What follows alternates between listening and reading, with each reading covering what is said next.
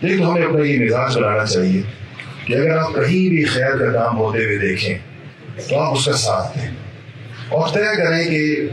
بالکل یہ کام اللہ تعالیٰ یہ جو بھی کر رہا ہے لیکن آپ کو نظر آ رہا ہے کہ یہ کام خیر کا ہے، تو آپ سوچیں کہ اس خیر میں میرا حصہ کیسے ڈل سکتا ہے، میں کیا صورت اختیار کروں کہ میرا حصہ ڈل جائے۔ میں اپنے ساتھیوں کو ایک بات سناتا ہوں عام طور پر۔ ایک جگہ تھی، میں اس کو بہت کسی کو کٹ ٹو شارٹ کر رہا ہوں، ایک جگہ تھی جہاں پر کوئی بہت ہی اچھے لوگوں کے لیے ایک بہت بڑی مقدار کے اندر کھانا پکتا تھا، تو جن کے پاس پیسے تھے وہ اس میں کنٹریبیوٹ کرتے تھے، کوئی گوشت دیتا تھا، کوئی کچھ اور دیتا تھا، کوئی کچھ اور دیتا تھا، اور وہ ہزاروں لوگوں کے لیے کھانا پکتا تھا۔ جن لوگوں کے لیے کھانا پکتا تھا وہ لوگ خیر کے بہت بڑے کام میں لگے ہوئے تھے۔ تو ایک صاحب تھے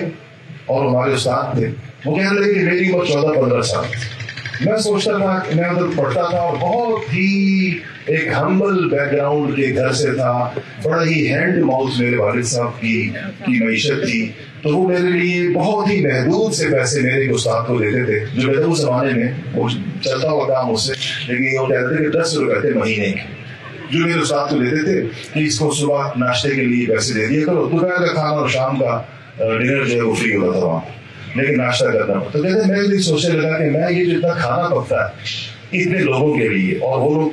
لوگ کھاتے ہیں جو بڑے اچھے لوگ ہیں اور بڑے اچھے کام کر رہے ہیں، میں اس میں کیسے شریک ہو سکتا ہوں؟ ایسے تو میرے پاس وہی 10 روپے مہینے کے جو کہ میرے ناشتے پر لگتے ہیں، اور نہ میں اس میں گوشت لے کر دے سکتا ہوں، نہ میں آٹا دے سکتا ہوں، نہ میں دالیں دے سکتا ہوں، کیونکہ میرے پیسے نہیں ہیں۔ تو میرے دل میں خیال آیا کہ میں اور کچھ نہیں دے سکتا لیکن میں نمک لے کے دے سکتا ہوں۔ تو اگر میں نمک لوں، اس زمانے میں نمک پتا نہیں کتنا سستا ہوگا، پر 1 پیسے کا 4 آنے کا من آتا ہوگا، تو کہا کہ میں نے اتنے تو میں بچا سکتا تھا، تو میں نے وہ 4 آنے 8 آنے، آپ نے نہیں سنا ہوگا آنوں کا حساب، ہم نے باہر اپنے لڑکوں نے آنوں کا زمانہ دیکھا ہے، شیرا وسیم نے بھی دیکھا ہوگا، 4 آنے ہوتے تھے، 8 آنے ہوتے تھے، اور کیا کہتے ہیں 1 روپے کے حصے تھے، مزید 16 آنے کا روپیہ ہوتا تھا۔ تو کہنے لگے کہ میں نے وہ 4 آنے 8 آنے کا نمک لیا اور وہ میں نے جا کر اس کچن کے اندر جا کر دیا، میں کہ جب آپ ان لوگوں کا کھانا پکائیں گے تو اس میں نمک میری طرف سے ڈال دیں۔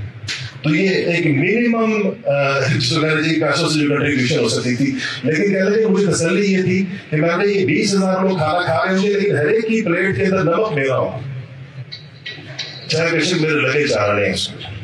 اب یہ کیا ہے؟ خیر میں شریک ہونے کا جذبہ ہے، کیونکہ خیر کا کام ہو رہا ہے لیکن میرے پاس اس کے وسائل نہیں ہیں۔ اگر زیادہ وسائل ہوتے تو زیادہ طریقے سے شریک ہوتا، کم وسائل ہیں، ان کم وسائل کے ساتھ میں اس طریقے کے ساتھ اس کی شریک ہو سکتا ہوں۔ یہ ہمیں اپنا مزاج بنانے کی ضرورت ہے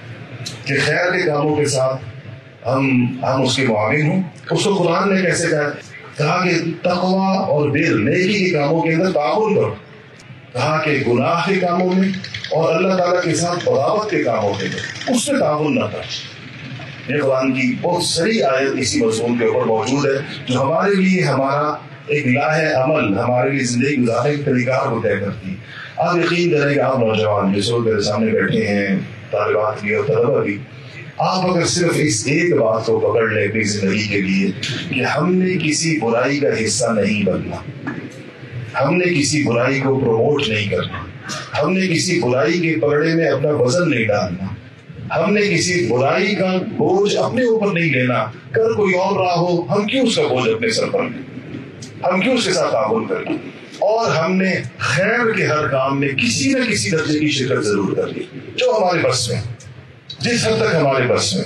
کہ ہم اپنے بس کے مطابق خیر کے ہر کام کے لیے شریک رہیں گے۔ اس ایک نقطے پر اگر ہم اپنے معاشرے کو لانے میں کامیاب ہو جائیں، اس معاشرے کا نقشہ بدل جائے۔